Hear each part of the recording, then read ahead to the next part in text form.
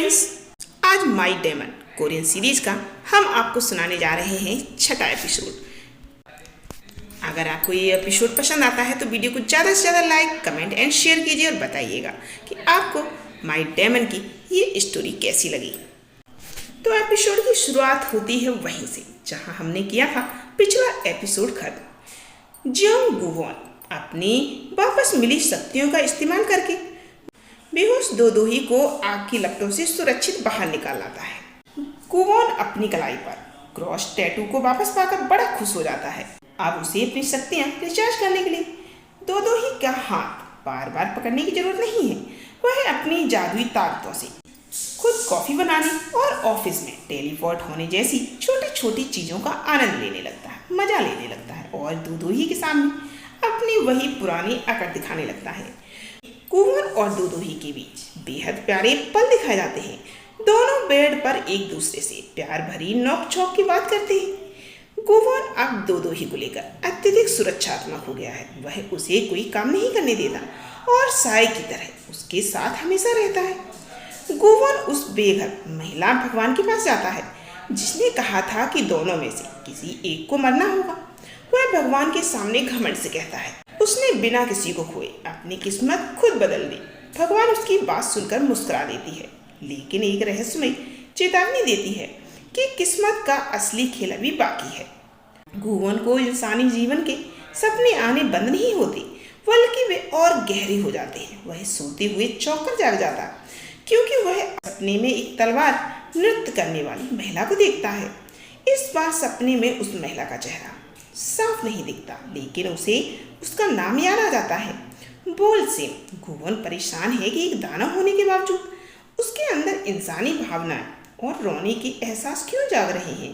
गुवॉन एक बूढ़े व्यक्ति के साथ नया कॉन्ट्रैक्ट साइन करता है।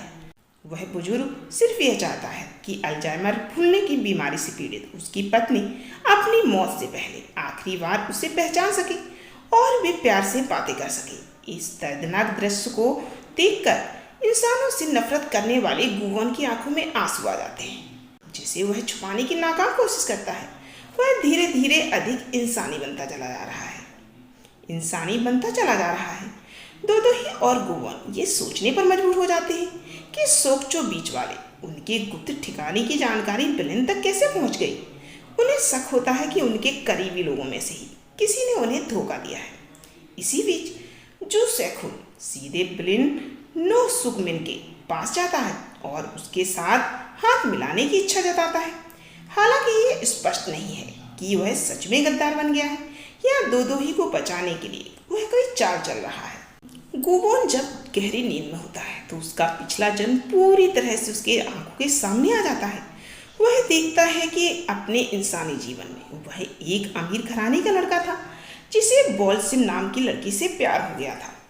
अतः सबसे बड़ा झटका तब लगता है जब गुवॉन को याद आ जाता है कि अतीत में बोलसिम कोई और नहीं बल्कि दोदोही का ही पिछला जन्म थी।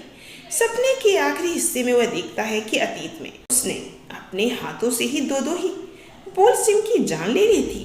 गुवॉन पूरी तरह से सदमे में जागता है क्योंकि उसे समझ आता है कि उनका यह रिश्ता सदियों पुराना और बेहद दर्दनाक है। गुवॉन को अपने इंसानी जीवन ईसियोन की पूरी कहानी याद आ जाती है। वह एक उच्च जाति का अमीर लड़का था और बोलसिम दोदोही का पिछला जन्म एक निम्न जाति की डांसर थी। दोनों में बहुत गहरा प्यार था। समाज और परिवार को उनका यह रिश्ता मंजूर नहीं था। जब ईसियोन घर पर नहीं था तब सैनिकों ने बोलसिम को घेर लिया और उसके धर्म परिवर्तन व प्यार के अपराध में उसकी बेरहमी से हत्या कर दी। जब ईसियोन वापस लौटा तो बोलसिम को मृत पाकर उसका मानसिक संतुलन खो गया। उसने गुस्से में आकर बोलसिम के सभी हत्यारों का बेरहमी से कत्ल कर दिया और अंत में खुद भी आत्महत्या कर ली। अपनी इसी भारी नफरत और गुस्से के कारण वह भगवान के शाप से एक डेमन, एक दानव बन गया।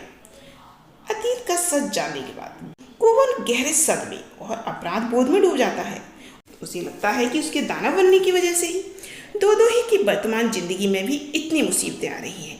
वह दोदोही से नजरें मिलाने से कतराने लगता है और उससे थोड़ा दूर रहने की कोशिश करता है, जिससे दोदोही बड़ी परेशान हो जाती है।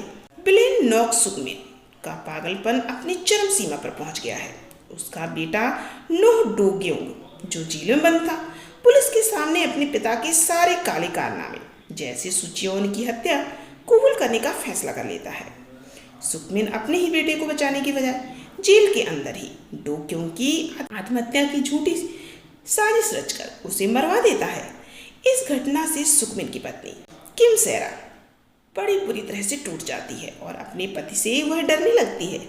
सेखुन गद्दार बन गया है, वह सच नहीं था। सेखुन असल में सुकमिन का भरोसा जीतने और उसके खिलाफ सबूत इकट्ठा करने के लिए नाटक कर रहा था।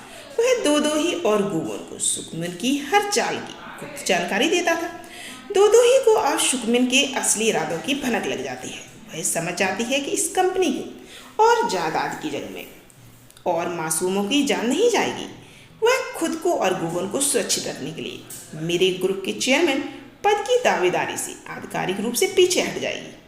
सुकमिन चेयरमैन बन जाता है, लेकिन दोदोही का यह कदम उसकी साजिश को कमजोर कर देता है। सुकमिन अपनी जीत का जश्न मनाने के लिए दोदोही को देर रात अपने सुनसान ऑफिस में बुलाता है। वहाँ कोई सुरक्षा गार्ड नहीं। सुकमिन अपना मुखौटा पूरी तरह उतार फेंकता है और दोदोही का गला घोटने की कोशिश करता है। वह चिल्लाकर कबूल करता है कि उसने ही मैडम जूजू चियोन को जहर देकर मारा था। जैसे ही दोदोही की जान खतरे में पड़ती है, गुवोन अपनी डेमन शक्तियों के साथ वहाँ टेलीपोर्ट हो जाता है, आ जाता है वहाँ। वह सुकमिन को हवा में उठा लेता है और उसका गला दबाने लगता है। सुकमिन दर्द से छटपटाता है, लेकिन साथ ही वह पागलों की तरह हंसता है, क्योंकि उसे पता है कि उसने दोदोही को मानसिक रूप से पूरी तरह तोड़ दिया है। और बताइएगा कि आपको ये स्टोरी कैसी लग, आपको ये सीरीज कैसी लग रही है, कमेंट जरूर कीजिएगा।